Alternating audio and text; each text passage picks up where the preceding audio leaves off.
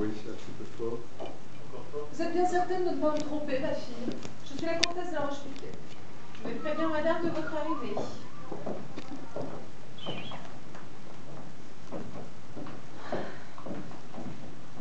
Non! Je savais la duchesse originale, mais qu'elle fût capable de donner des rendez-vous dans un débarras, je ne l'aurais pas soupçonné. Me demander de quitter Paris tout à fait cessante, sans un mot pour mon mari ou mes amants, passe encore. Je peux bien cela à son amitié. Il me demandait de venir ici, au plus profond de la Normandie. Quelles interminables, ces arbres de pendule, ces maisons basses, cette nuit qui s'abat sans prévenir, comme le hache sur l'échafaud. A-t-on idée de mettre la campagne aussi loin que Paris? Vous êtes sûr que nous ne sommes pas à l'office? Certaine, madame, à l'office. Croyez à la cave. Alors je n'ose imaginer ce que l'on doit penser à la cave. Madame la duchesse n'a pas habité cette maison depuis longtemps. Elle a eu raison. Et puis, il y a 3 jours, elle a décidé de revenir ici. Elle a eu tort. Cette odeur, ma fille, cette odeur. Le renfermer? Comme c'est étrange. La pierre, du bois, du tissu. On a toujours l'impression d'ordinaire que ce sont les humains qui dégagent des odeurs. Et voilà que les objets s'y mettent, de nuit qu'on les laisse tranquilles. Comme nos ancêtres de la son nuit. Pourquoi le passé semble-t-il toujours austère? Pardonnez-moi, madame, mais j'entends une voiture. Comment? Nous sommes plusieurs. Mon Dieu, ce portrait! Ça.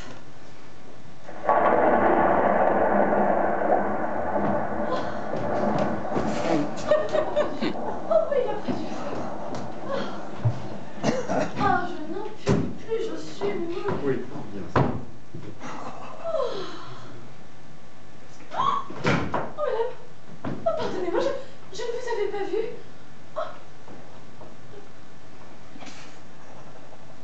Hortense de Hauteclair, ou plutôt, par la grâce de Dieu, Sœur Bertie des oiseaux. Comtesse de la Roche-Piquet. Oh, comme je suis heureuse de vous connaître! Oh, je suis encore tout étourdie. J'en suis à mon premier voyage.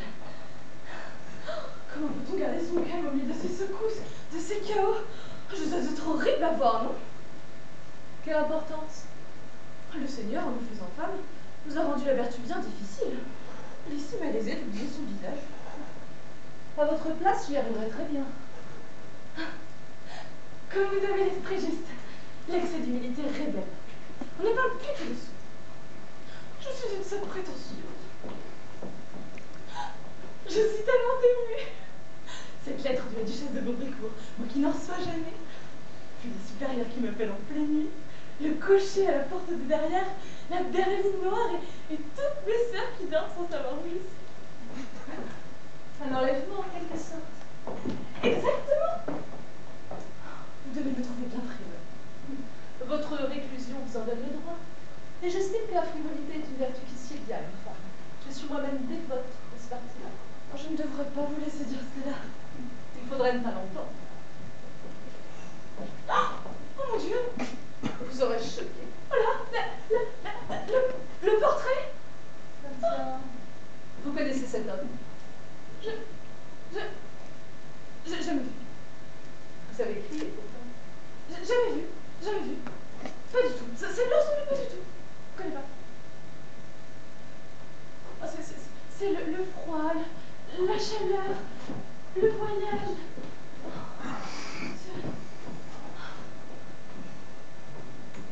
Se retrouver assise tout d'un coup. Oh, j'aurais jamais dû partir.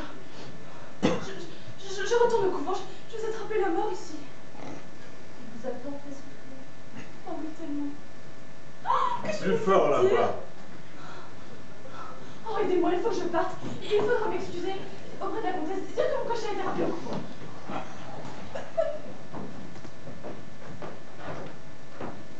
Madame? Ma sœur?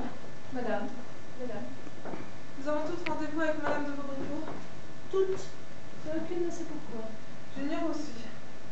Nous connaissons, je crois, comtesse. Nous nous sommes côtoyés. Vous parliez dans certains salons où je vous contentais de paroles.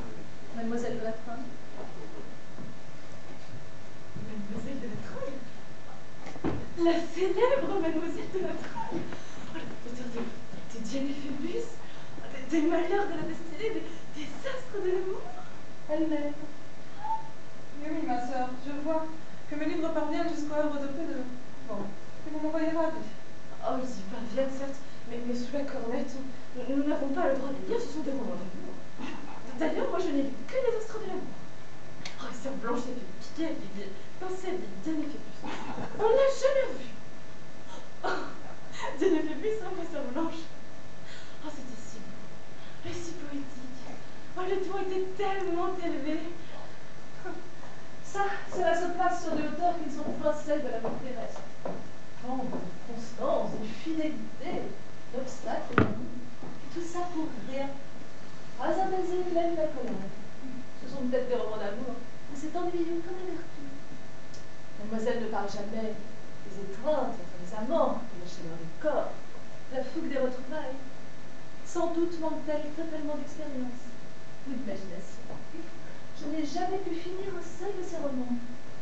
J'ignorais que vous souciez lire. Il est vrai que je n'en ai guère le temps. Voyez-vous, moi, les histoires d'amour, je n'ai pas l'habitude de m'asseoir à un bureau pour les lire. Je vois. Vous les écrivez sur votre peau. Oui, et encore même. Oh, mesdames, paix, voyons, paix. Nous ne nous comportons pas comme de pauvres femmes. Tâchons plutôt de comprendre pourquoi nous sommes ici. Il doit y avoir une raison qu'avons nous en commun.